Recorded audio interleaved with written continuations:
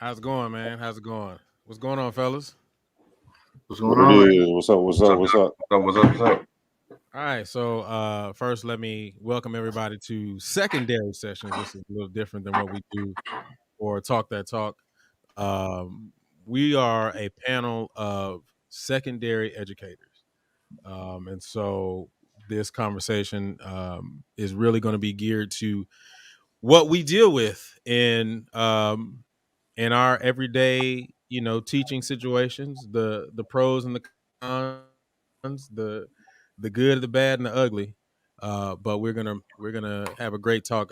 As you come in, please make sure that you go ahead and click the like button. Somebody coming in my house right now. Y'all can hear that in the background. It's all good.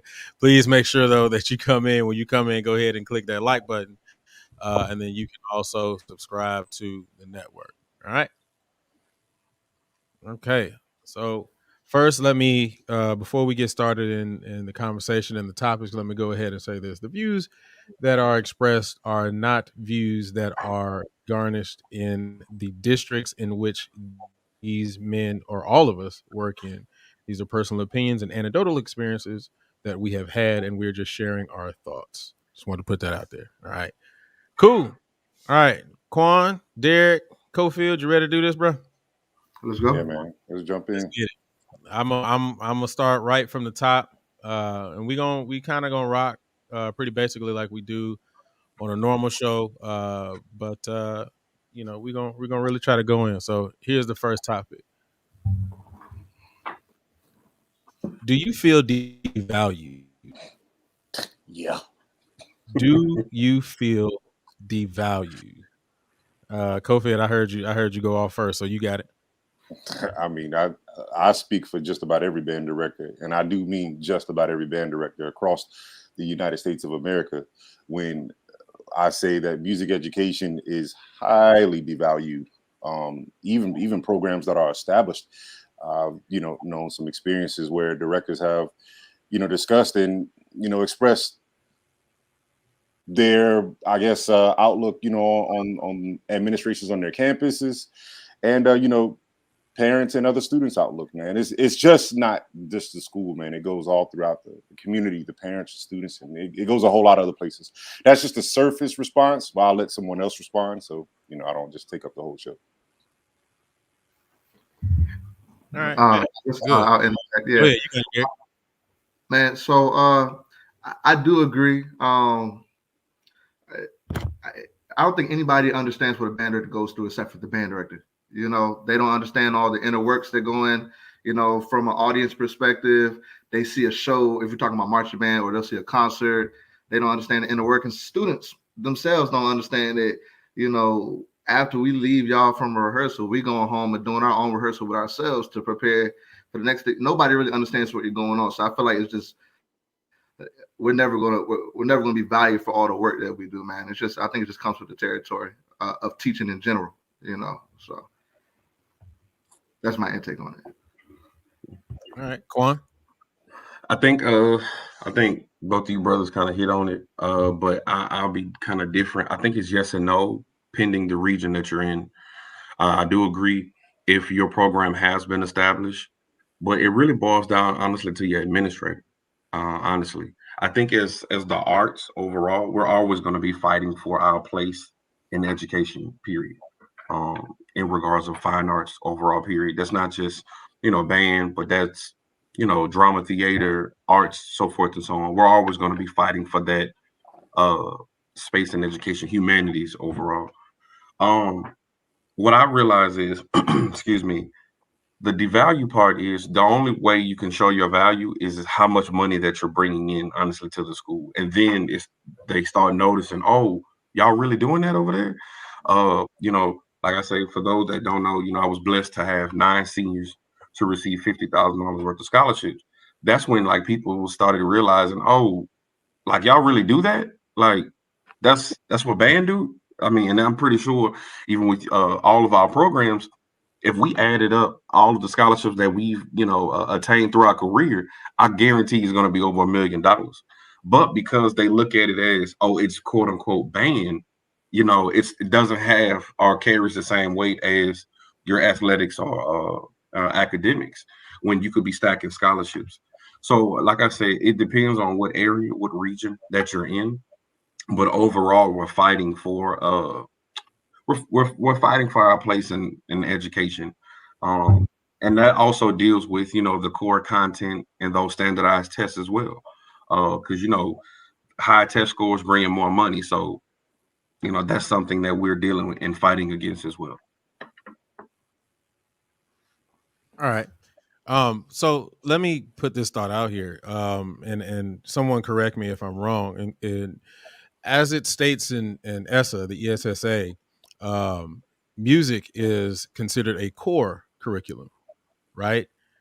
However, if we're considered a core curriculum, I feel like we still are fighting to be relevant.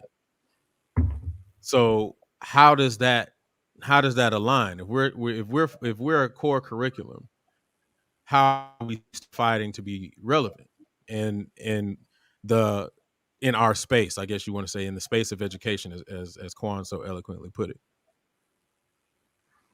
Uh, Well, oh, okay. correct. Now I was gonna say, I think that it's a stigma that people think there's no money in music.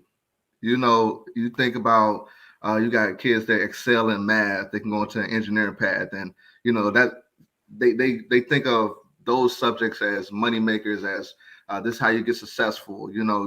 People don't really have that outlook on music. They think, oh, you're a musician. People don't think that there's musicians out here that's making $10,000 a gig. They don't they don't think about it like that. They think, oh, you're a musician. It's just creative stuff. It's not like an engineer who's going to have a salary of $400,000 or something like that. That's where I think education kind of gears towards those careers as opposed to us. I also agree with what you said, and but you started off.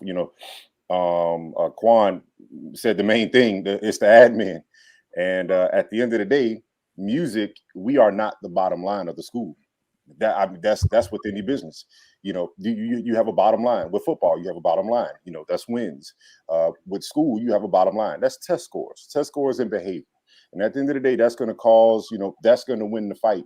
And with band, we're not the bottom line until we're needed for a performance, needed to, write some music for somebody. Oh, hey, can you stop by? I need you to play this solo real quick. Do you have a student that can play this real quick? Then we're the bottom line. Then our value goes up. Because at the end of the day, an admin who has no experience in music can walk into your classroom and evaluate you and give you a developing or an approaching and have no real idea or knowledge on what it is they're grading. Differentiation is in our classroom every day. And if they came into our classroom every day, they would see it, just based off of, concert instruments, concert pitches or whatever. That's differentiation alone, but they wouldn't know that. So yeah, do I feel devalued? Absolutely. Just based off of, not even trying to learn, or know the craft or what it takes to teach a craft. All right, bet. Quan, any final thoughts on that? Yeah, I mean, like I said, everything what y'all say is what we're endeavoring through as music educators. The bottom line is we don't, when you have a bad test score and they get that school gets that particular report card and saying that, hey, this test score, you failed, you didn't meet the standards, or approaching basic, whatever that uh like he said, bottom line is they don't look to band and be like, well, how can band help? They're just focusing, you know what? These kids only have 90 minutes. So what we're gonna do is take them out of their elective and then double block their schedule to ensure that their math scores improve. But they don't appreciate that, because we're the ones that went to school for 4 years to study this craft.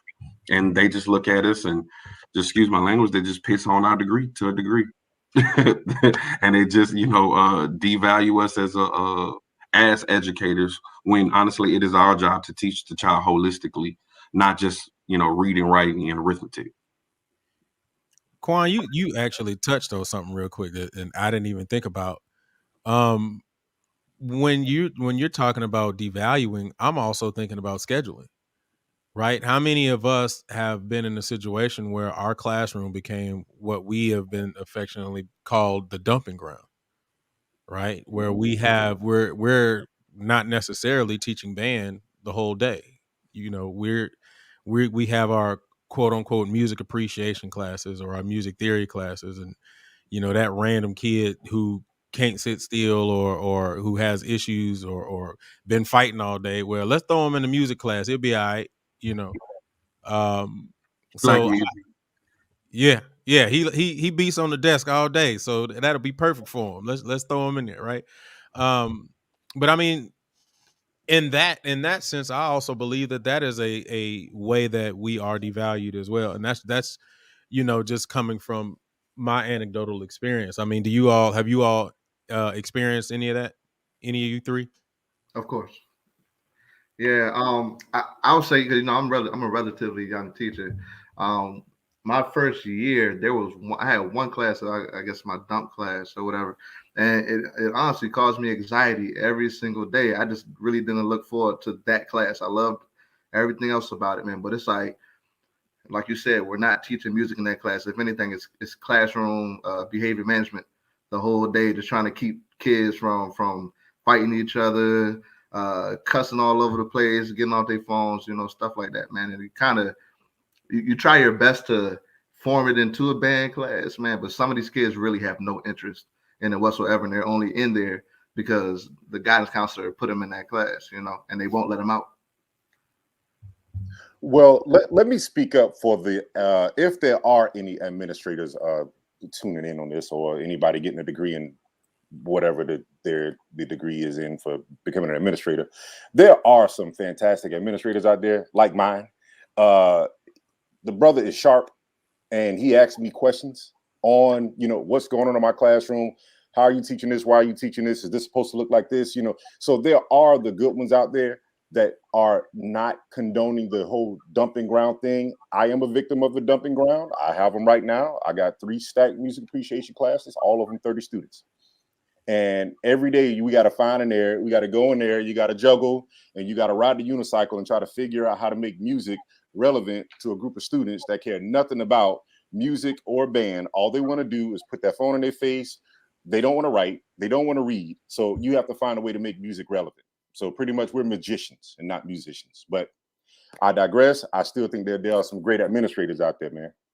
Yeah, most definitely. I mean, I'm definitely not going to take away from the administrators that are really trying to figure it out. I will definitely say that in my last position, um, my direct administrator, my supervisor, made it a mission to work hard to try to understand what was going on, not only specifically in my classroom, but band in general.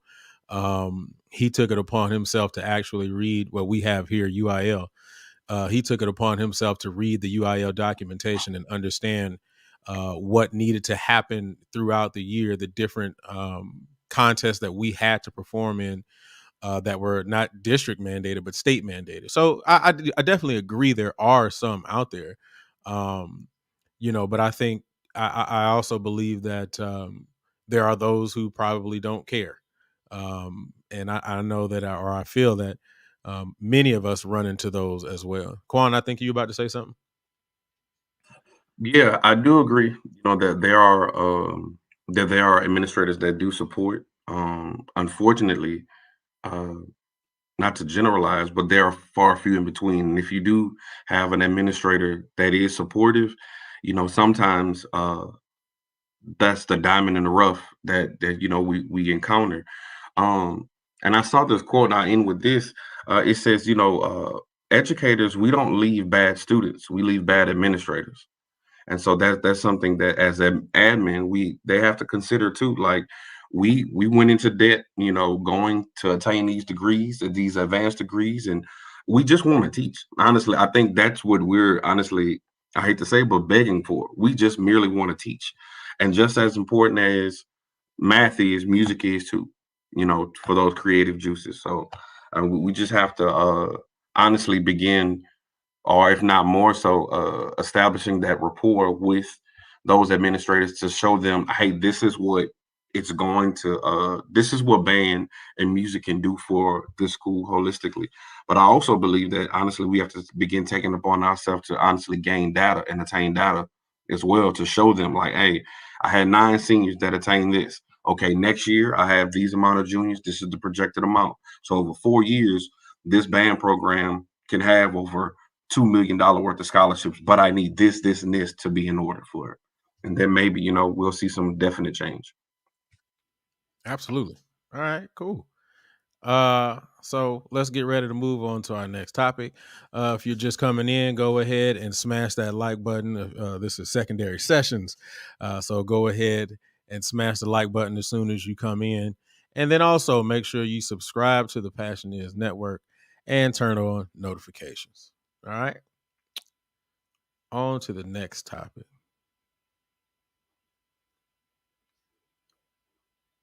Is band going back to what it used to be?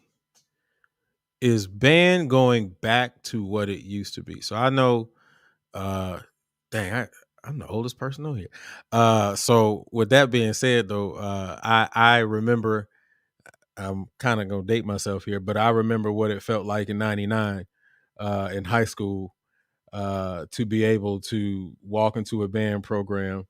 99. Jesus. Shut up, man. But I remember what it felt like to be in high school during that time. And I just feel like there was a different energy within the room. And from my perception, um, I feel like my band director didn't have to work that hard. I visually never really saw my band director like doing some of the stuff that my students have seen me do. So that's the question on the floor. Is band going back to what it used to be? Kuan, you got it. All right, so I was born 87. So when I was in school, when I was in middle school, and like I say, being from Louisiana, I'm 30 to 15 minutes outside of New Orleans, I guess it was different for me. And I'll speak about two different worlds. So when I was coming up, man, band was and still is in that area the creme de la creme, in my opinion, in regards to marching band specifically, right? Like we was talking about on yesterday's show, Mardi Gras. That's some of the hypest season, of the year. Middle schools have band programs. Like you couldn't go to any middle school and not have a program. You couldn't go to a middle school and not have a drumline program. Teaching was focused around music for that specific area.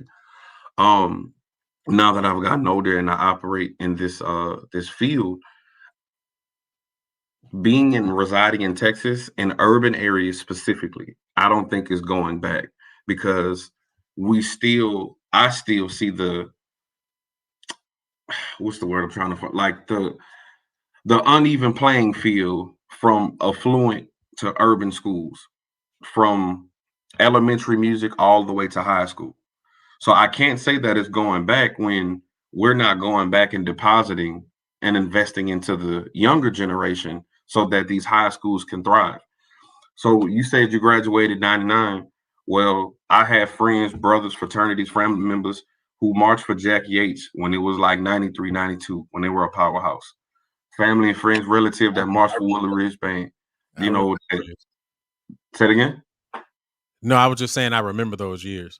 Like, think about Rose Bowl for Willow Ridge. Think about Orange Bowl. All of those. I mean, not being ugly, I was a hater when I heard Willow Ridge had 500 people. And I was like, y'all lying. And then I pull up the video and they had 500 people on the field. I mean, like, no lie. Let me clarify. Willow Ridge 500 people was not 500 horns and winds. It was like we had the wings and we had the majors and everybody. So it was all of that embodied into that. But we did have like 300 winds of percussion though. But go ahead. I'm just saying, but think about that. As a black school, that's amazing. You know what I'm saying? Think about back in the day, the Southwest DeKalb's, the Monroe High Schools from Mississippi, the St. Augustine's in New Orleans, the list goes on. And that was because why? Because they had a feeder program, they had a structure. But now what we're striving off of is hit or miss for particular schools, particular regions, particular areas. So I can't say that it's going back to the heyday of it when I'm looking at these middle school programs still suffering. Why, like you said, why do we still have beginning band in high school? Well, we have to.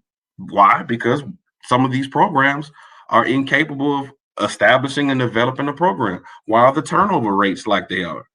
I mean, we're just talking about elementary, middle school. When was the last time you saw a real Kadai, an Orff uh, ensemble at the elementary school?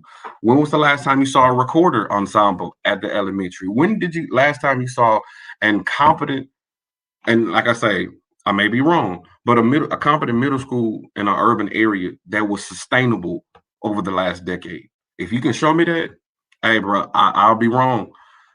But those are the things that we need to go back to in order that we get back to that heyday of yesteryear. All right. Derek, is band going back to what it used to be? Kuan touched on a lot of good things. I'm gonna touch on the last thing he was talking about is the middle school situation. I actually want to push it past middle school to elementary. I don't know about you all. I started band in fifth grade. You know, Rick had touched it on the broadcast yesterday about even colleges playing on grade level. Man, when I was in elementary school, we were playing the grade 1 and 2 stuff, right? That's what we did. Elementary got the middle school. The beginning band was playing grades 2. The advanced band was playing 3, and we would try for 4 sometimes, right? So by the time we got to high school, you know, the concert band is playing 4s, and the symphonic band that we had was playing 5 and 6. That was when and mind you, I'm 20, I'm 29, right? So high school was I got out of high school 10 years ago. I have a baby brother who's a senior at the same school that I graduated from, and they're not playing nowhere on the same level we were at the same school, same great band director, so just me trying to reflect on stuff like that, man.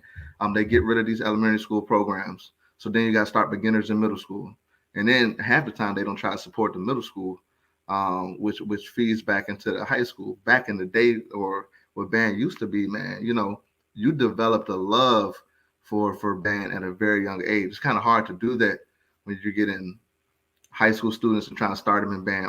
You're not going to get big 300-piece bands like I teach it in Portsmouth. That's Hampton Roads. If you look in the 90s and stuff like that, all the bands over there had bands like 200 deep. Like every band just had high school band just was that big. If you look at Hampton Roads now, you won't find a band that has 100 members. There's not a single band in the area for the urban areas. Let me say it like that. And it's just small little things like, you know, I don't believe that we're going to get back to how band used to be. It's just the world is different. These kids have all these different options. It's not like how it used to be. It's the intrinsic motivation to want to be a part of something. All these kids don't have that. I don't see it going back. Now, I'm not saying it can't be great, but it's not going to go back to how it used to be. I just can't see it. We could try our best, but the world's just different. Kids are different. Just like we were different from our predecessors. That's just the way the world works. So that's my output on it. Okay, Cofield. The band going back to what it used to be. What Derek said, I'll start there. It will never get back to where it used to be. I don't think I'll ever see Miami Central, Miami Northwestern, these big high school bands down here that used to march 300 and 400 every year, nonstop, effortlessly. I don't think it'll ever get back to that.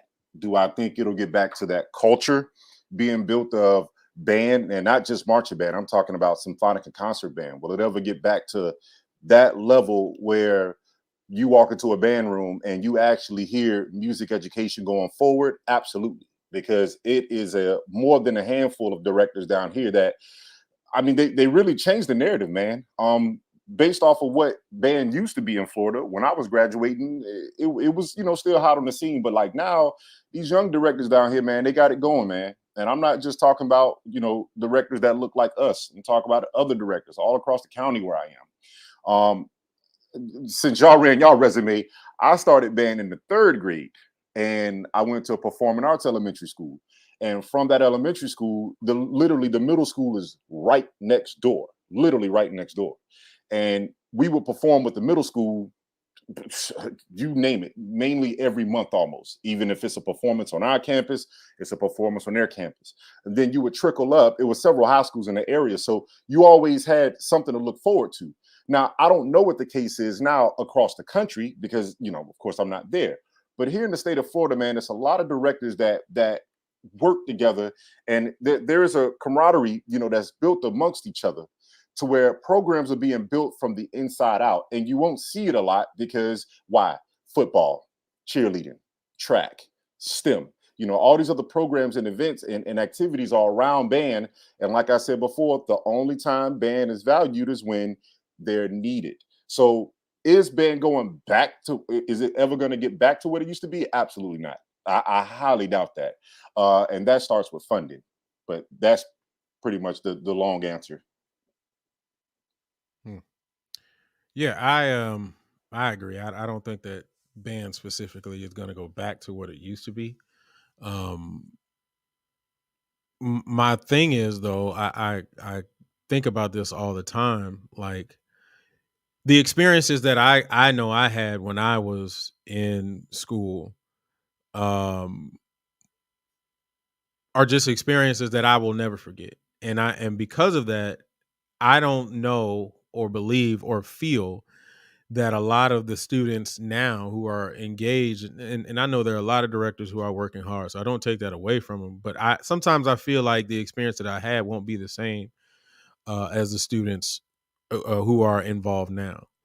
I'm not going to say that they're not going to receive the same lessons, but I will say that just kind of going back to my years at Willowridge, there was a healthy competition. Quan brought it up a little bit, and even Derek, just kind of knowing the area a little bit, Norcom, Booker T, like those are our rivals. Those are big programs in the city, and just being from Houston and growing up in Houston, like Willowridge and Worthen and Madison and Yates and like all of these different programs who were not only had great band directors, but also had great young musicians in it who, like you all stated, started at an early age and built those programs up. It was a experience that I had never had before that I will cherish, for the rest of my life. Whereas I don't know, I don't really see that happening now with these younger kids because of the fact that all of the things that you guys named. And then on top of that, if band is not going to go back to what it used to be, the question now is how does that affect the university programs? Right? Because if we think about how we came into the universities, I would say musically, as just plain musicians, I think that we were pretty sound. But just having the thought of, like a lot of us have said before, some of us are starting beginners in high school, some of us are starting beginners as seniors, some of us are starting as juniors, and then we're sending these kids off to universities. How is that affecting the university? Um, so just from my experience, because I'm on staff at Norfolk State too, and obviously I still work in the high school. Um, it's a lot different. Like, from when I came in the band, man, the talent level, the standard talent level was at a whole nother par. That's why we're not able to play some of the same repertoire that maybe that same band has performed in previous years, just like that. Just because the talent level is different. Now, I'm not taking away from some students. Like I have some students that I teach now that are currently in high school that may be top 10 on that instrument I've ever seen in my life, including college. So we still have some talented musicians in the public school system. But as far as a general consensus of the student musicians, man, I just don't think it's definitely a decline. Like I said, there's still a lot of talent out there. And I'm just speaking specifically right now from what I observe at Norfolk State, man. You still got kids that can play their tail off, but it's not as many kids that can play their tail off. It used to be like I'm thinking about when I used to watch our trumpet section, Julian, when you were in the band. and I hear all the names. I'm hearing all the names of the people in that trumpet section. It's like, man, they could play. They could play. I'm going down that list now. If I did it now, and I'm not talking about our trumpet section, but I'm saying if I did that, they don't have the same caliber of musicians, man. It's not their fault. It's because the same thing we just spoke about, that upbringing, man. You got name a band. I mean, you could probably think of a few bands that are playing 5 and 6 material in high school right now. And so when you get to high school, we get to college, you can't expect those kids to have that skill level, have that skill set. And it's not their fault. It's just exposure. You know, it's a trickle down effect, man. So yes, it's affecting the colleges a lot. If you ever go step foot in the band room, man, you'll be able to hear it instantly. It's just different now. Can I interject there? I want to know. I teach out of middle school, so I'm really not too in touch with the high school to college world anymore. But my question would be, how much of that ownership would you put on the students versus the director, knowing the literature, knowing what to play, what not to play, what to practice, what not to practice? Kuan? If I just mind interject. So because I've been in middle school, I started a middle school program as well at a charter, 2 charters. I think it's a dichotomy of both, honestly. So one, you do need a competent middle school educator to truly like start them off the proper way, right? Embouchure set, whatever. Rick talks it about on the show all the time, goal setting and so forth and so on. Being aware of the literature and the prescribed music lists in your area and region. I think that's one part of it too.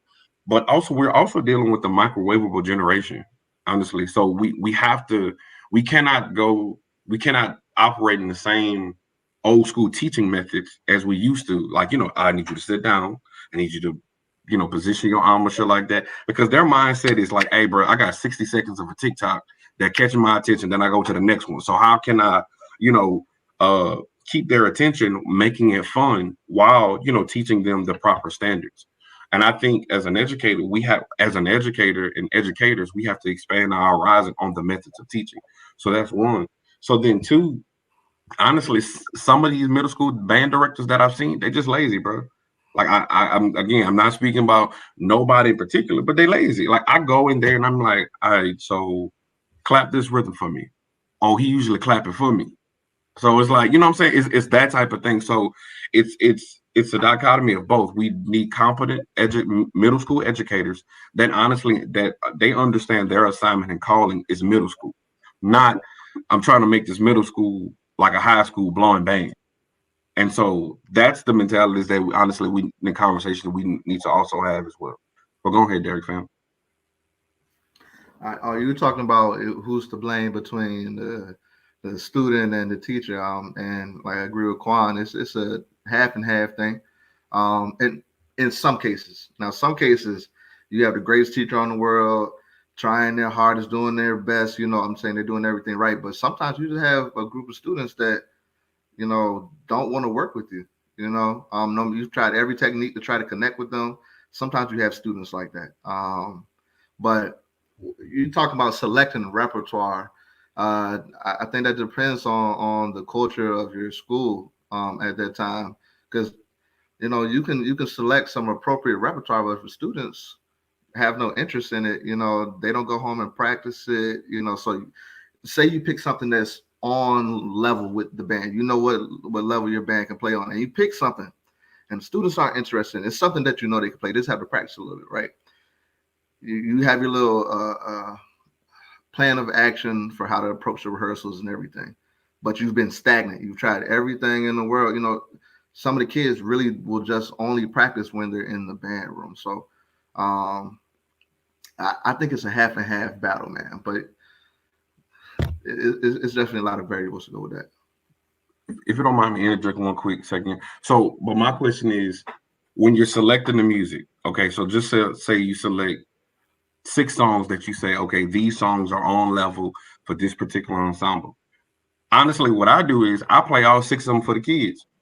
And I say, hey, which one y'all want to play? Well, we like this one because the percussion section, they go live on this one. Well, this one because our brass section is strong and we want to do that. I also think, like I say, we have to change our methods to honestly use a different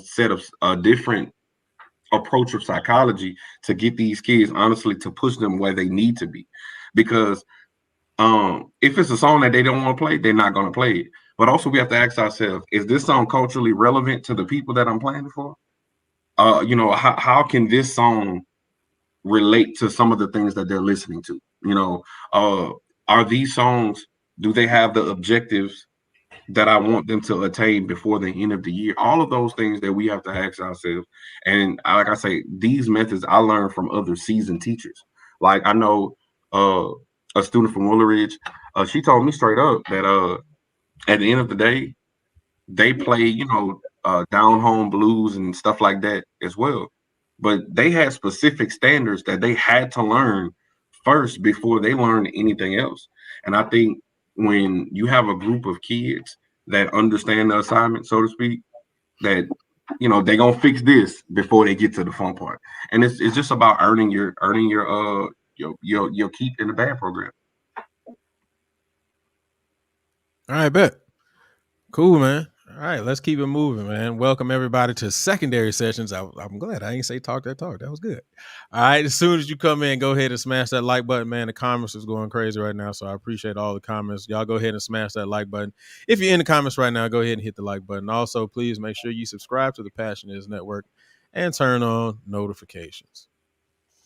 All right, you guys brought this up, and I'm gonna go ahead and kind of continue with the idea, and let's expound on this. Are the new wave of students affecting band outcomes?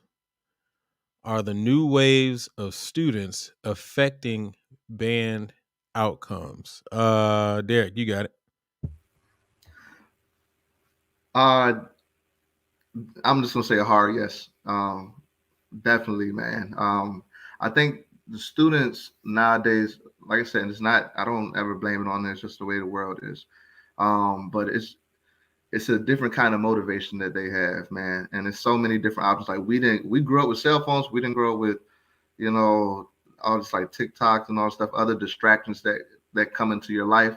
I remember when I was in band, it was band. I played sports and everything too, man. But I just had a different focus, a different motivation, and I think that was a general consensus of my generation. Like we were concentrated for a band. But I mean, the kids nowadays, even if some are dedicated to band, man. But it's so many other things going around them. I hate saying TikTok all the time, but TikTok is like the number one culprit, man. It distracts kids from really wanting to get better. They're so busy with being on social media and everything like that, man. So I saw a comment on in here said it's not up to the students, the band director to train professional. I agree with that, but the students are like they play a part in it, man. You can be the best professional in the world if if student is unwilling to do something. They're unwilling to do something. And this generation knows their rights. So they know they have power. If they want something done, this generation is going to fight to get it done. They don't like a teacher, they're going to get them up out of there. They don't want to do something, they're not going to do it.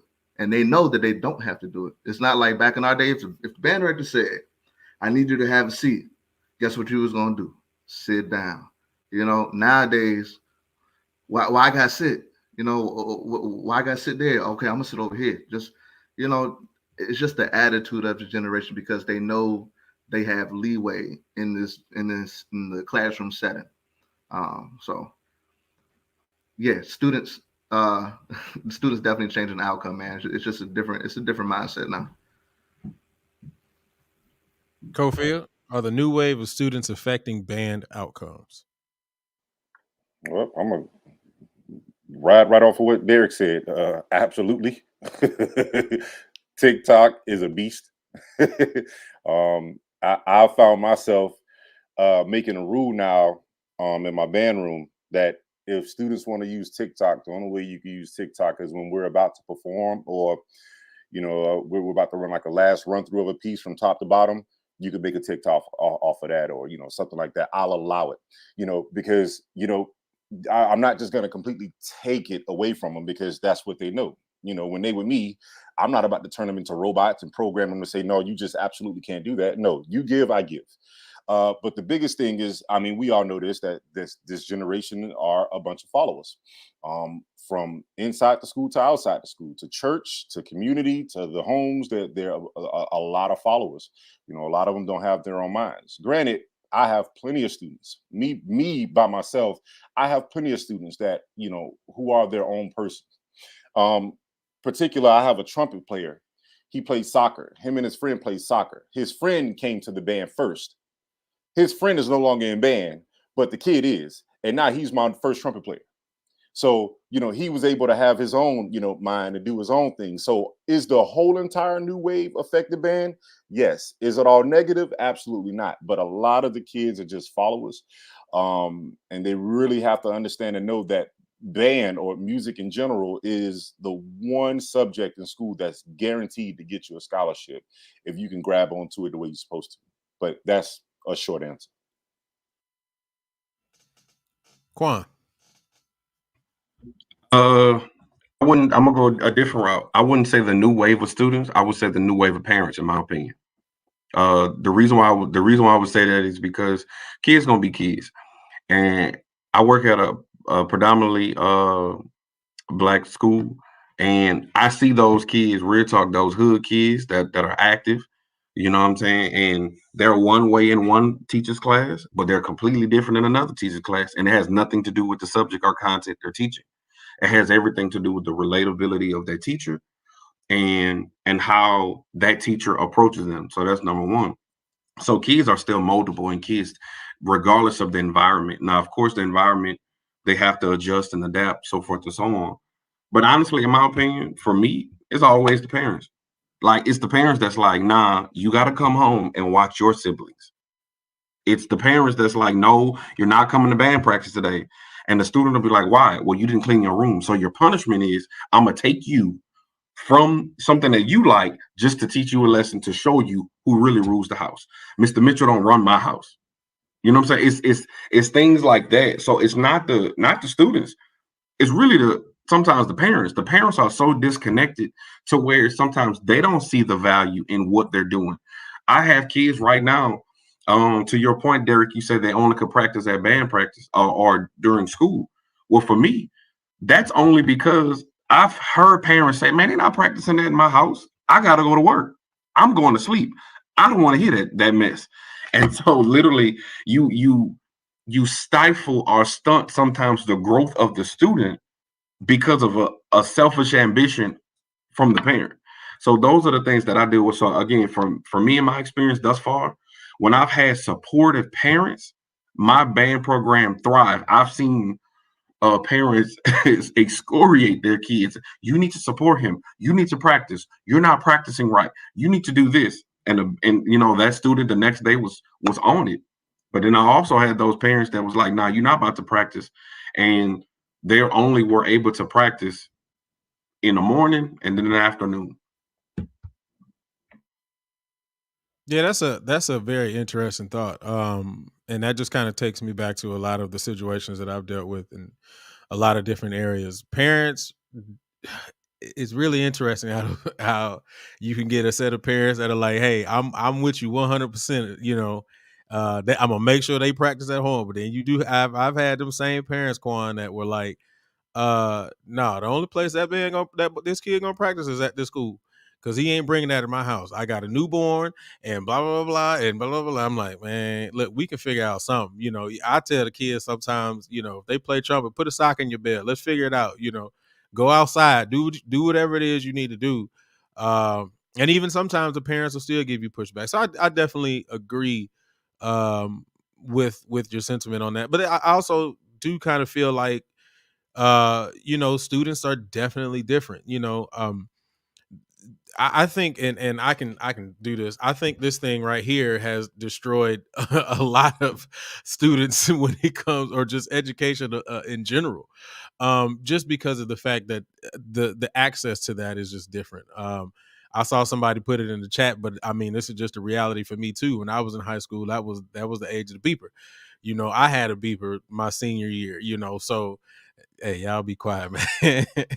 But I had a beeper my senior year, man. So the distractions were different. You know, our distractions were not the same. Our distractions was what Super Nintendo, a Nintendo 64. That was the biggest distraction that we had. You know, we looked forward to actually having band practice, and it was exciting for us to have band practice and just be around one another to have that camaraderie, to play this music, to start to build that program. So I think that I think that I do think that students are different. Kofi, what were you gonna say?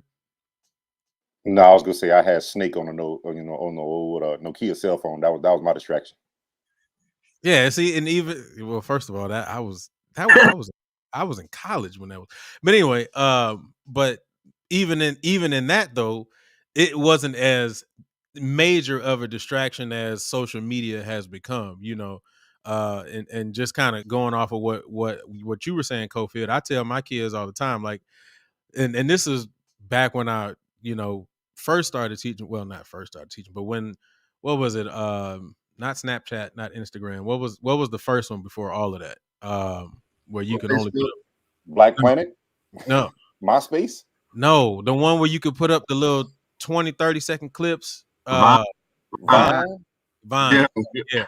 Oh, So I used to tell my kids, I'm like, man, if y'all gonna do a vine with you practice it, or with a trumpet in your hand, do something, that shows that you are at least active. Make at least fool me and make me feel good. So I used to do that. I do that now. If y'all gonna TikTok, man, TikTok what y'all practicing. Send a TikTok out and do a challenge and have people, or have people see if they can. What's the joint when you copy it and respond to? I don't know what the name of this stuff is now. I'm old, but I try to tell them all the time. Like I give them those little things to do, because it can be a major distraction. And let's be honest, man, kids' attention span is like 0.2 seconds, if that. And so because of that, look at MJ. Anyway, that's something because wrong with that. yeah, no, he good. But because of that, though, they want that immediate gratification. They want the immediate success. Um, yes, duets. But they want those things. And the thing about that is, and I think Mario said it on a show one time. He said, when it comes to band, we're the only discipline that does not evolve or has not evolved. There are easier ways for you to come up with math questions. There are other avenues for you to figure or see things that happen in history from different vantage points. There are all these different things, but in order to create a buzz on a mouthpiece, there's only one way it's only one way, or excuse me, to get a good sound on a horn. There's only one way to get it. That's consistent practice. That's not going to change. There is no immediate fast track to getting a great sound on a horn, right? So yeah, I think that you know uh students are different. Students are definitely different. Kofi, had any final thoughts, bro? Nah, man. I'm just. It's good and very healthy to be able to, speak on a platform like this, man, with other, music educators, because I'm sure we all share the same ups and downs, positives and negatives, across the board, man. It's a whole lot more positive. I'm all about positivity. It's a whole lot more positive out there than negative. And if you could just take the time to be patient, B flat scale has to change. If more music educators would just take the time to be more patient with the student and actually nurture that child, and take the time to show them that music can actually change and infect their life in a positive way, we would have better programs. We would have more effective music educators. But the same way Quan said, you have these microwave students. Well, believe it or not, you have a lot of microwave music educators. They feel like they can get in there, wave that magic wand, and then boom, you have music. Wrong.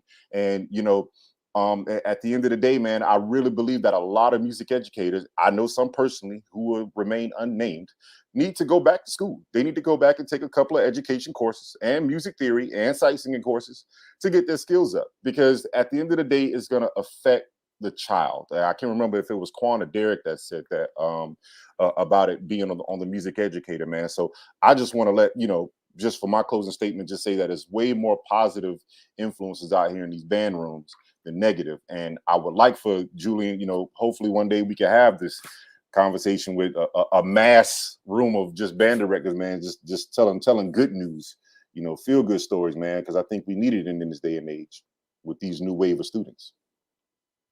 Absolutely. Absolutely. All right. If you're just tuning in, welcome to Secondary Sessions. There we go. Welcome to Secondary Sessions. if you're just coming in, man, go ahead and smash that like button. If you're in the comment section, man, you guys, like I said, y'all blowing up that comment section. I appreciate you guys. Appreciate the support. Go ahead and click that like button, man. And also, please subscribe to the Passion Is Network and turn on notifications. We are down to our last topic. I'm going to put the link in the chat. So that way, all of you guys who are in the comment section, if you guys want to call in with us, you are available to do so. Once we get to the end of the last topic, just go ahead and click the link in the chat once you see it go up. All right, on to the last topic. Why are our bands smaller? Why are our bands smaller? When I say our bands, I'm talking. I'm gonna say it. I'm specifically talking about our chocolate folk. And I have to put it out there because it's a really interesting thing when I can go from specifically my home in Houston, being born and raised in Houston. When I saw, and I'll go down the list again, the Yates, the Willeridges, the Madisons, the Worthens, um, Jones, like I all of these programs at the time, Booker T, like all of those programs were at least 100 kids minimum, 80 to 100 kids. Now I know that when I look at those same programs, some of those programs have either fallen by the wayside, like they don't exist no more, or they struggling to keep 30, 40. So that's the question on the floor. Why are our bands smaller? Cofield. I'll go first and then I'll dip out, man. Yeah. I holistically believe that it strictly comes down to what Quan said, and that is the parents. If a parent don't see that a band is going to put money back into the home, or it's not going to benefit that child immediately, or it's not going to keep the kid out of the streets immediately, or keep them, focused or help them to do better in school, then now band is no longer the focal point. In most cases,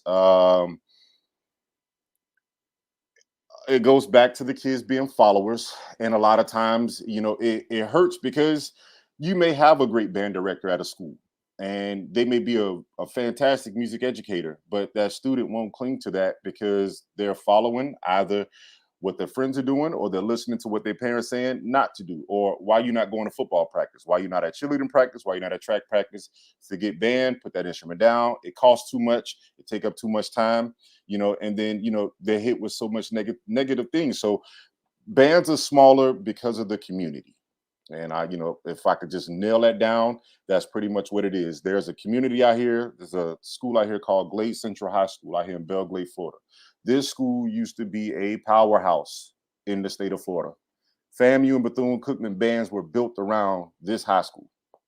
Now, complete thing of the past. It's like an elephant graveyard out there, man. And I know that's just one instance. I know all three of y'all have at least two high schools where you're from or where you work right now that's the same way. So bands are smaller now, one, because of the parents, two, because of the students, three, because of the community. And on that note, this is great, gentlemen. Cofield has to dip. He has to go teach a lesson. So hey man, educators, brother. That's part of the life. That's what we do. Quan is sitting in his office right now. Oh man. Yeah. So but yeah, so we appreciate you, Cofield. Definitely got to get you back on another one though. So yeah, he has to dip. So appreciate you, bro, and I'll catch up with you. Yeah, man. Hey, real quick, shout out to the bros. Peace out. All right. So Quan, why are our bands smaller? All right, so I'm trying to do it quick, but it's a plethora of things. So first of all, zoning. That's an issue that we have, zoning. So we know that uh, zoning throughout America has been a systemic issue, regardless. Like we don't have to go into details, but in regards to real estate and those different things like that, we know zoning. Something that me and another administrator talked about, magnet schools. So a lot of the times, honestly, we label specific things and we think just because that school is a quote unquote magnet school, a lot of the times is what you do is you label a school magnet school and you say, okay, that this school is better than the quote unquote um, historical local zone school for this area in this urban area, right? And so the mindset of an option is like, well, I'm gonna go to the school that's quote unquote better because we know about this particular school. So you're taking the good students from one school, from school A, and putting them in school B, and you thinking, well, school B is going to be better, when sometimes that's not true. So the magnet school options. So that's that. I'm gonna mention something that I seen uh, in the Houston area as well as in Louisiana when I resided there. 21st century. A lot of the times, 21st century program, honestly, for particularly predominantly black schools, they had what's called uh, after school drumline programs. So they didn't have, it was cheaper to buy drums one time than to supply a adequate band director and give him a salary. So you had an after school program. So that 21st century coordinator would literally just have a drum line. You have a drum instructor that you pay hourly, and the principal was like, cool, the kid's doing something. And then when I need them to shuck and jive, they will put them in the forefront. So there was no band, but it was a drum line. And that happened for about 6 or 7 years at these local feeder programs. So that's that. I spoke about the after school drumline program. We also spoke about the feeder programs, right? Lack of feeder programs. But one thing that we never touched on as of yet was the turnover rate. How many times you had a middle school teacher, right? And that middle school teacher was there for about 1 or 2 years, possibly wasn't highly qualified or certified, and then he dipped, and then it was a revolving door for several years. This is has taken place since I began teaching with my first teaching job in 2012, and it's 2021. And some of these things has still been perpetuated time after time, specifically in these urban areas. Uh, Julian, you mentioned Jones. They closed Jones down. Some of the middle schools that fed into Jones, guess what? They're closed down. Madison, I believe a brother, Evan Fontenot, he's there at Madison. He's been there 3 or 4 years. But prior to, we don't, that was kind of like a revolving door for that. At the particular school that I'm at, they had 7 band directors in 4 years when I was here, to where the fine arts director was actually a sit-in permanent sub while I was here. So when you think about those particular things, you have to rebuild these programs. And sometimes people just don't want to rebuild because it's so hard. How can you rebuild a program when there's no feeder pattern? You don't have administrative support. You don't have a budget. They tell you in some of these interviews, well, you have the autonomy to raise the funds as you see fit. Like all of these things are why, particularly urban, predominantly black schools that have a historical a representation of great bands fell off. When also take it a step further, when you go to the affluent neighborhoods, some of them have 3 to 4 middle schools that feed into them with adequate programs. And then you have the urban schools, they might have 2. And the band director there might not be doing his job. So when you think about all that, how can you win? But bless God, there are some schools that pop up and band directors that work hard and dedicate their life for their calling and build these programs up. So that's a lot to go up against, as a band director. Yeah. So, I mean, just my perspective on it, man. I think it's really an administrative thing, man. When you start going to the urban communities, these schools are really concentrating on staying, what's the word? Not accredited, right? And we get accreditation through these test scores and all that. So I'm gonna take it all the way back to when I said the elementary school programs, the middle school programs. That's when you start building up the feeder programs to feed into that high school, they don't exist anymore. I know around here we don't have any elementary school instrumental music programs. So the earliest you can start band is the 7th grade. And by the time a student gets to 7th grade, sometimes band is not cool to them, especially when they're not good at it as soon as they pick an instrument up, which is why we have an abundance of, I'm going to say drummers. I'm not even going to say everybody wants to do percussion because they can get an instant sound off of that instrument, man. These kids, I saw some people in the comments, you talk about the microwave stuff. Very, very true. I think that's a big issue with us.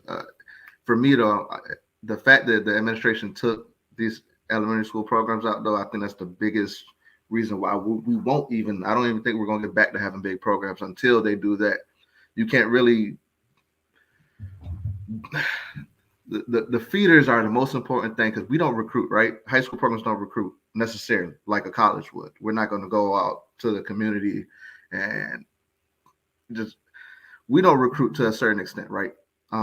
So we're dependent on these feeders. It's another thing too. If we think about high school band directors, I think they need to get back into the middle school thing too. I don't think that happens enough. Like dealing with the high school teachers dealing with the feeder programs, But like Kuan was saying, man, I think it's the feeders. I think that's the biggest issue. A lot of people don't want to teach middle school or elementary school too. A lot of people that are qualified, they can do well teaching it. And we're just losing a lot of students because you see a small band, man. Do you want to join a small program? It's kind of easier for you to try to jump into something when you see a big thriving program as opposed to jumping into something that somebody's rebuilding, and what Kuan was just hitting everything on the nail, man. And consistency of band directors. I think that's another thing too. You can't build a program when you say you had 7 band directors in 4 years. It's crazy. But schools are going through that. It's not even like an uncommon thing. The schools that have a decent size have had that band director for several years now. I can assure you. I don't know of a program that's had a band director for 2 or 3 years, and they have a pretty nice size. So I think a lot of teachers are leaving their schools, like I said, it's a rotating door. And I know that has a lot to play into it as well. So feeders, consistency of teachers, consistency of teaching. I touched on it yesterday about your podcast, man. I always watch you all to try to improve myself. And I noticed some things that you all said would talk about that was not the best behavior or a pedagogy of teaching and everything. I think consistency of teaching is another thing, man. I've tried to improve my consistency personally, but I know there's other directors out here that are inconsistent with their teaching. That turns away students. Students like structure. They like order. They like coming, knowing what they're going to do when they come in. A lot of teachers aren't doing that, so you're chasing students away like that too. So, you could talk about a million different reasons why the bands are smaller now in urban communities, man. It's just a litany of different reasons. I could talk about it all day. First of all, I want to make sure I let you guys know. I put the link in the chat for those of you guys who want to call in and get in on some of the things that we've been talking about, some of the topics. Like I said, I'm just looking at the chat. It's going nuts right now. And brother Chisholm, I would love for you to call in. I haven't talked to you in a while. So yeah, I would definitely love for you to call in. But Doctor. Yeah, I know. 06. But one of the things that I did want to kind of bring up, and Kuan, you kind of touched on it slightly, is I really think that we also need to start looking at the education programs.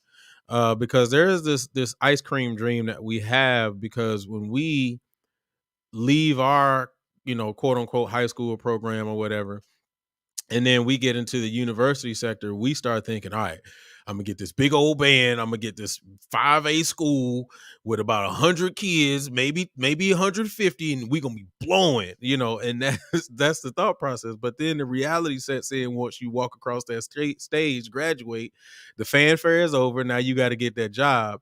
And the reality of it is that you get that job, you're going to walk into a situation where you probably got like maybe 20 kids. And out of the 20 kids, only 5 of them actually care. 15 really don't. And then you got to try to build a program. And so we end up losing a lot of great directors because they're burnt out, because they weren't taught how to deal with these specific situations. They weren't prepared or told, hey, look, I know what you want to do, but here's the reality of what you're going to receive. And so I think that we have to also look at the education programs, and I do put a little bit of it on the education programs and the directors. Because sometimes a bad band director is, as Rick likes to eloquently say, there are no bad bands, there are only bad band directors. I think a lot of that has to do with the tutelage that they received prior to becoming band directors. So I just believe that we have to also look at that facet in that element and say that's half of the reason too. A lot of these people aren't willing to work with these students or even know how to work with these students. So I think that is also an issue that actually has come up as well, and the reason why our bands are becoming smaller. But I also do agree with the parent situation as well, because that's definitely an issue. And I know that it was stated in the chat. I forgot who put it in, and I know we've talked about it on the platform before. Um, all of our black kids are not going to be NFL, NBA. It's not going to happen. Um, and I see it almost every day. I've lost so many students to the basketball team who couldn't play a lick, who couldn't put the ball in the hoop, who couldn't do nothing.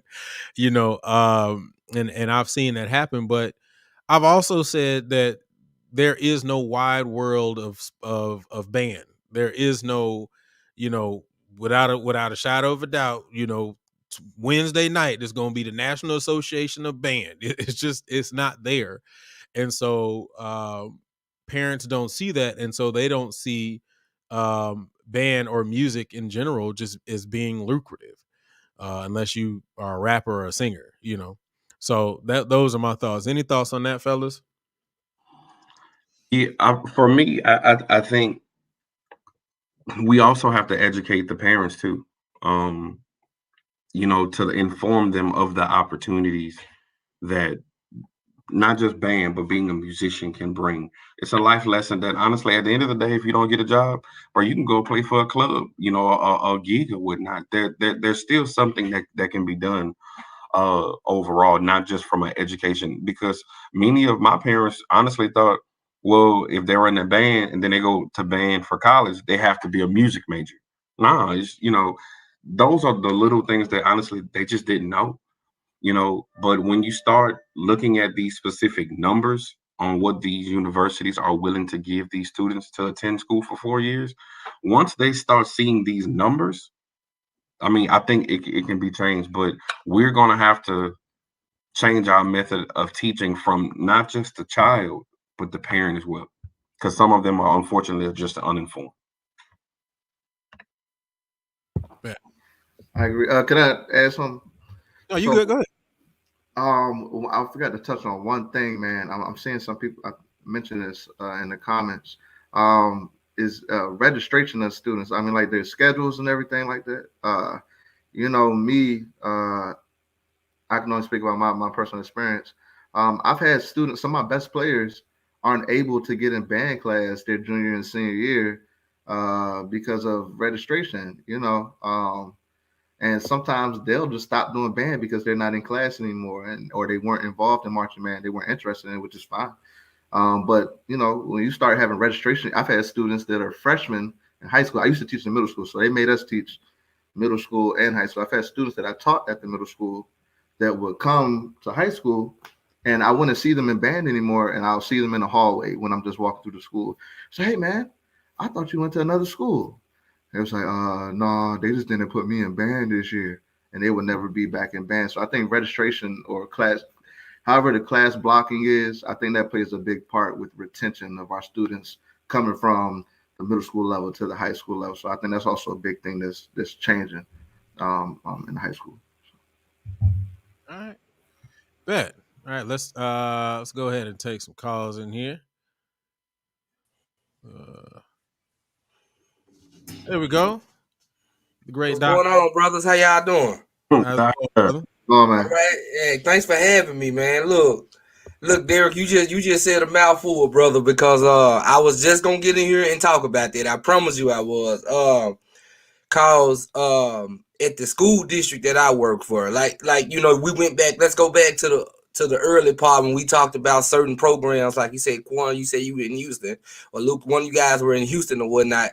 And at one point in time, you had this program that was there. I just put in the comments, when I was growing up, and I was just talking to my girl about this.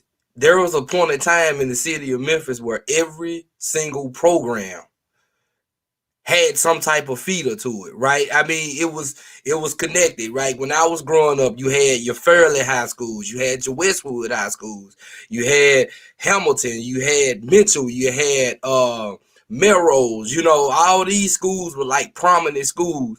And the only somebody at this point now who's still standing from the old school legends is Whitehaven, because Whitehaven actually have a lot of stuff going on outside of band. Like they stand to lose a lot, whether it's band, whether it's athletics, whether it's academics. Like Whitehaven is like an optional school now, right? So that's one of the things that they carry with.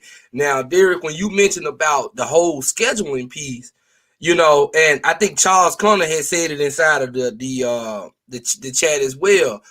Another thing that happened is the invasion of all of these freaking charter school systems, and like you said, one of you guys said earlier about the magnet schools. All this stuff done came in and infiltrated the school districts, and it's so much as a title, right? Because the school district that I work for here in the city of Memphis is not in Chev. It's a whole different entity. It's not Green Dot, which is another charter school system. Is one of a community school system, right? And we house one high school and two middle schools. I serve as the band director at the high school. Now, there are two middle schools that are right up under me, but let me explain to you guys how the scheduling works for that. At one of the middle schools, they have a 6th, 7th, and 8th grade. It's middle school. The band students only sign up for band in the 7th grade.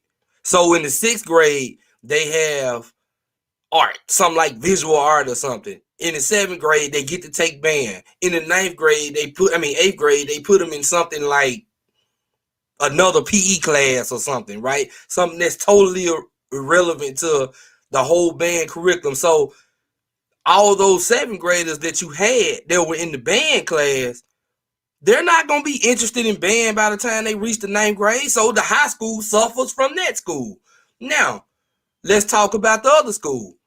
Same thing, 6, 7, and 8, right? But here's the difference. In the 6th grade band class, it's probably 12 students. In the 7th grade band class, it is probably maybe 9.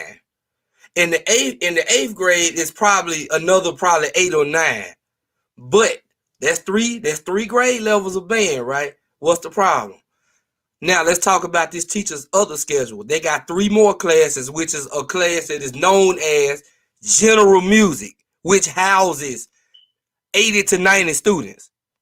So once again, now when it's time to come see me at the high school, what am I looking at? Well, I'm looking at a program on my roster with 19 students. We talking we talking maybe 7 9th graders, 4 10th graders, maybe 2 11th graders, and a senior. Now, how could this that's set up for failure, right? And I'm not the only somebody who have a schedule like that. You know what I'm saying? Because once you see my band schedule, then let's talk about my general music class. Same thing. It's probably about 80 or 90 kids in my general music courses. And then when I try to press the issue to say, okay, well, you hired me to be the band director, I'm gonna force these general music students to play instruments. Well, that's not what they signed up for. There a lot of students, you know what I'm saying? I heard that before. Facts. A lot of students need their fine arts credit, but they don't want to be in the band. Okay, a lot of students don't want to take English, but you make them do it. So, and that's what I was telling. When I was talking to Crystal back and forward. If us music educators was to form in the lines and get together, because ESA, you know, every child should succeed at. Yep. It's for us, right? Every student succeed at. That's what it stood for. Because there were several other things that led up to that. You know, the Yale Seminar of 1963, the Tanglewood Symposium of 1967. Then you had the Vision 2020, which is the House Right Symposium, which came into the play in 1999, which made ESA, because Obama did that, because the House Right one. No, the Tanglewood was what President Bush had put in that BS "No Child Left Behind" crap, right? Absolutely. So when you start going into ESA, then that's when President Obama pushed it to what we have now. So if we could actually form an alliance and get together, we can get what we need to get out of these people. You know, But that's just. Here's the thing. You're absolutely right. You're absolutely right. But you said something in the chat that I wanted to bring light to. A lot of people don't even know, and you said ESA, I call it ESA. A lot of people don't even know what ESA is. Like, they don't even know that it exists. Like, it's on the table, like it's available for us. Like, there's documentation in there that states all the things and all the rights that we actually do have, and what's supposed to be happening in our school systems. A lot of administrators, and I saw you say this in the chat too, and I agree 100%. A lot of administrators are getting away with a lot of things they shouldn't be getting away with, because we are not informed, because we don't have the documentation, or we're not aware of it. So I agree 100%. Like, when I started actually looking into this information and when I started studying that stuff, I was like, oh my gosh, this is available to us. Like, how is this possible? Like, there are funds that are supposed to be allocated for us through ESSA, because of the fact that we are a fine arts program. And the thing that ends up happening is we don't ever get those funds or see those funds, because we don't even know that they're available. We don't. And we don't know how to even fight for those funds the right way. So you're absolutely right. I 100% agree with you.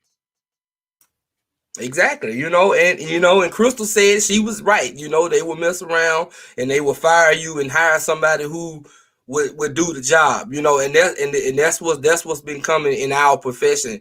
Our profession is we're not taken seriously. You know what I'm saying? Because I think Dow Taylor said it to me one year when I was at Jackson State. He said what administrators do is take individuals like the four of us and everybody else that's in the chat.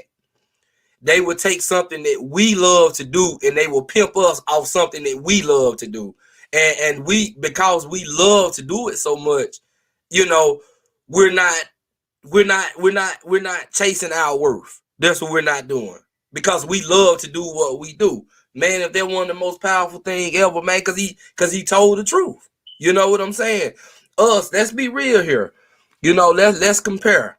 You got these HBCUs.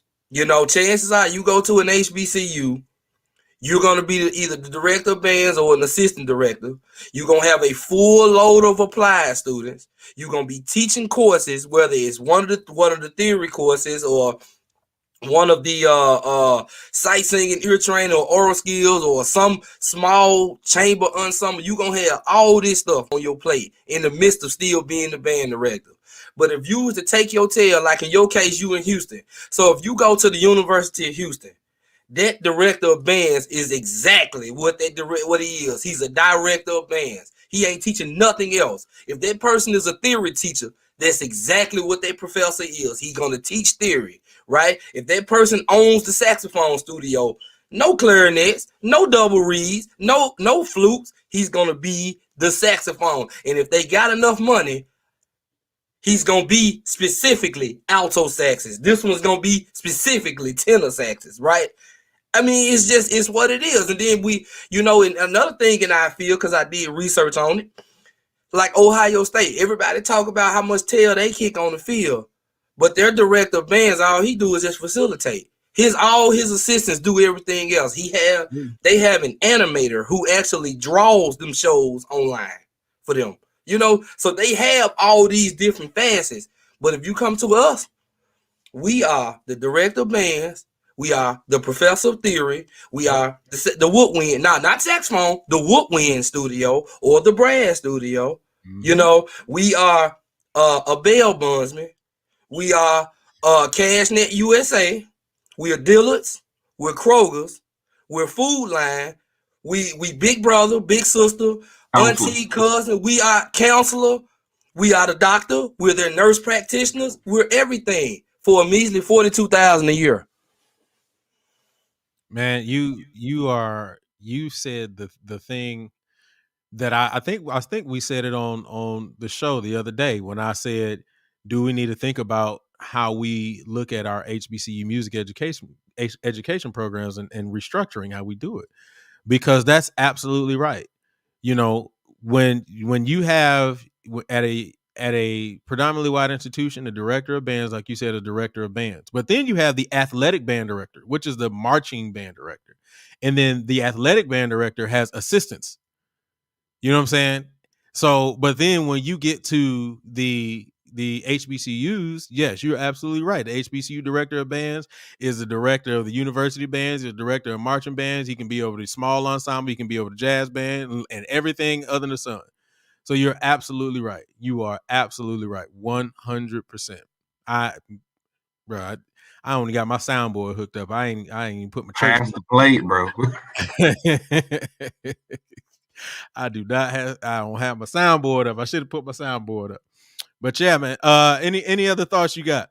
Oh, and Kari, I saw you come in here, bro. If you want to come back, I was waiting for you to. I was waiting. I was man. Every time I was about to click in, you clicked off. But go ahead. I'm done, man. I appreciate you guys having me through, man. I was just sitting back looking at, man, all of the stuff that you were saying, and I was like, man, you guys are saying some powerful stuff, man. And I want Charles Connor to come on here, man, because Charles got a lot of insight too that he can, that he can share. And Crystal, I'm looking at the people that's in the chat. These people got stories to tell too. You know what I'm saying? And everybody, like you said, somebody who said, I think it was Kuan that said it.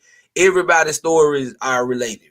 Everybody, it don't matter where we are in America, but we need to learn as band members, we need to learn how to actually stick together and we can get what we need to get. Because I bet you any kind of money that high school basketball coach or them football coaches, I hear them all the time at my school. They got their own little, I guess, for lack of better terms, they got their own little union and things that they do to get to what they want to get. But we as band directors, we need to get out. I get it when we in the heap of battle that, that's what it is at that moment, man. But we still can be friends and we still can help each other out. Each one teach one, man. You know what I'm saying? One of y'all may know something that I don't. Just because I got a DR in front of my name don't mean I know everything. You know what I'm saying? That just means I know how to write a long paper. You know what I'm saying? So, we can help each other out, man. That's what we do. That's what we need to do. But it's a lot of KK sides, there's a lot of Phi Mu alphas, there's a lot of Sigma Alpha Iota, there's a lot of Tau Beta Sigma, there's a lot of HBCU band members. Let's help each other out, man. And see that, and I'm glad you brought that up, and I will continue to confess this, and my wife knows this, but that's the reason why I decided to move forward and this platform and this show, the secondary sessions, as well as the Talk That Talk, because I think that's what needs to be happening. I want these conversations to continue. I want all of us as music educators to come together and have these conversations and see what's similar, and then what can we do to move forward together as a unit versus all of us trying to figure it out on our own. That just doesn't make any sense to me. If we are all on the same page, moving the same way, and have the same amount of information, then we can make a bigger impact. But I think that because of the fact that we keep on trying to do this in our own little bubbles, in our own little way, we actually hurt ourselves more than help. I continue to think about the fact that my band director, God rest his soul, Ronald Thornton, is well known. Like, people know who Ronald Bernard Thornton is. And for me, he was just my band director. But as an adult now, as a music educator, you got people who are major members of the DCI community who are like, man, Ronald Thornton? Oh, I know who that dude is, man. He was great. but that's because people had conversations with one another. It wasn't like, I see you across the field, I hate you, and I really dislike you. Like, I'm not even going to have a conversation with you. It's like, all right, we across the field, we're having this musical battle, but when we done, all right, let's talk about ways that we can better ourselves. Let's talk about, all right, your program was this. What could you have done to make it better? Make it better. You know, your intonation here was a little bad. You know, like, these conversations need to be had. And we need to be open enough to have them and stop being so insecure about ourselves and say, hey man, there's nothing wrong with me admitting that I don't know everything. I don't know everything, you know? So I think you're absolutely right. So this is why I created this platform, and I'm going to continue to move forward in that, with hopes that, you know, we create these communications. Well, one last thing, and I'm gonna let you guys go and continue. And I agree with you. My band director was the same way. God rest his soul, Dr. Jeff Huddleston here in Memphis. He was very known in the jazz community.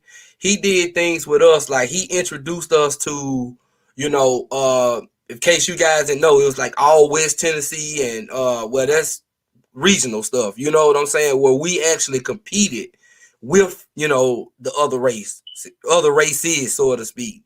And here we are at Fairleigh High School, this little bitty hood school, going against all these Overtons and White Stations and West Tennessee schools that these students actually can afford private lessons. But, you know, we come from neighborhoods where we don't know where we getting our next meal, but we making all state. We making the top seeds in the blue in the top. We making the top chairs in the top groups and things like that. You know, they hated that, right? So, and that's pretty much what we need to get back into, man, because, you know, these regional things, you know, you got these people that's today that, you know, when it comes to, like, should I say concert band or concert festival or solo and ensemble, or either just marching festivals, period. Oh, I can't do it, or my principal won't. But when it's come to that battle of the bands or that jamboree or that showdown or whatnot, your band is the first one there. You know what I'm saying? And that's a whole nother topic. I ain't trying to go off on your show, man. But, you know, there's some things as young band directors, you know, we or these middle-aged band directors. I like to consider myself as a middle age. I haven't reached the old school level yet, but, you know, we can counsel these young guys, man. Let's take our experience and our knowledge and pass it down. Now, whether they use it or not, you know, that's on them, right? That's on them. But, you know, we can try our best to try to, you know, reach down through, because I can say this: one year I was at the Midwest Clinic. This was in 2018. This was recently. And one thing a lot of these younger college band directors hate to hear is when these older guys like O'Neal Sanford and Paul Adams and your Ed Graves, you know, these guys who we deem and know as legends, when they get to talking about, you know, this stuff, pretty much what I'm saying right now, a lot of the younger band directors like to sit back and walk out the room. Well, I ain't trying to tell me how to run my program and all that type of stuff. And no, they're giving you nuggets on how to make it, bruh. You know what I'm saying? So let's do what we need to do. Let's do what we need to do, y'all. And I'm gonna stop because I can go on, man. Like I said, I appreciate you guys having me on the show, and man, I'm gonna continue to support you anytime you can let me on, man. I'll be here, bruh. Yeah, most definitely, man. I'm gonna have to hit you up, bro. Don't worry, I'll get your contact, man, and we'll link up. All right. If you ain't know, I'm Doc D Chisholm on Facebook, or Dr._I-Riding06 on Instagram, or you can just hit me up on here, and I'll shoot you my number or something, man. I got you, bro. No problem. All right, bro. See you later, Kuan. All right, Derek. All right, man. Yeah, he definitely hit it on the head. You know, one of the things that basically what he really kind of touched on is one of the things that you talk about a lot, Quan, the willing vessel, brother. You know, the willing vessel doesn't necessarily go all the way just to our students. The willing vessel also goes to these young music educators, man. They got to be they have to be open and willing to take the information that we want to be able to give them. Just because the information is not about cranking up, that doesn't mean the information is not valid. And I think that because of the generation that we're coming up in now, where the perspective is, you know, wake up, crank up. Like, that's what the perspective is. then that's all that matters. But a lot of people don't see everything that goes behind the scenes, and these younger directors need to be open to take that other part of the information. So I definitely agree with all that. That was our last guest. So I want to get ready to go ahead and close out, man. I appreciate I definitely appreciate you guys coming in and checking in with us, going through the panel. Derek, appreciate you coming through, brother. Any final thoughts? Anything you got for me, bro?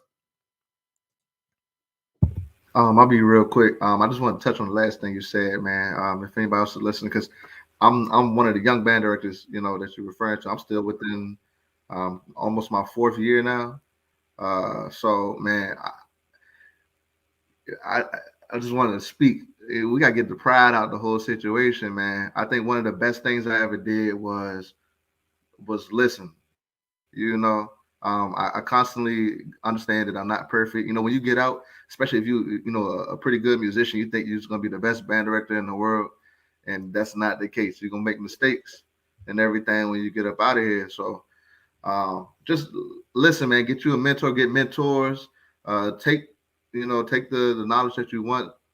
What you don't want, I would still consider it, but just take pride out of the equation. So.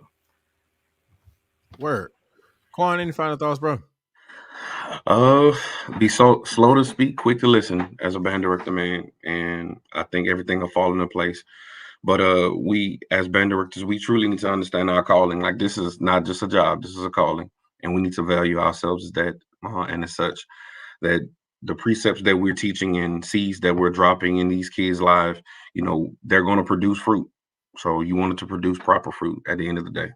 So keep striving, keep doing what's right, even when nobody else is watching, even when nobody else is, saying you're a GOAT on YouTube, even when nobody else is saying that you're the man on Facebook. It's going to pay off. Just keep doing the work, and then everything else will pay off. Word. Definitely want to say once again, appreciate everybody who came through. Appreciate everybody in the chat. You still got time to go ahead and click that like button. Even if we sign off, you can still click that like button. Also, make sure you subscribe to the network. Man, like I said, I'm always say we got great things coming up, so please subscribe to the network. All right. And I think this was pretty dope. So I want to continue doing this. I think Thursday works, man. Kuan, is Thursdays good for you, brother? Not during the week, not during band practice though. But we'll chop it up about it. I forgot that school about to come back in. So yeah, we'll talk about it. We'll chop it up. We'll come up with it. But yeah, appreciate everybody tuning in for secondary sessions, man. We will see you guys next time. Have a good day, y'all.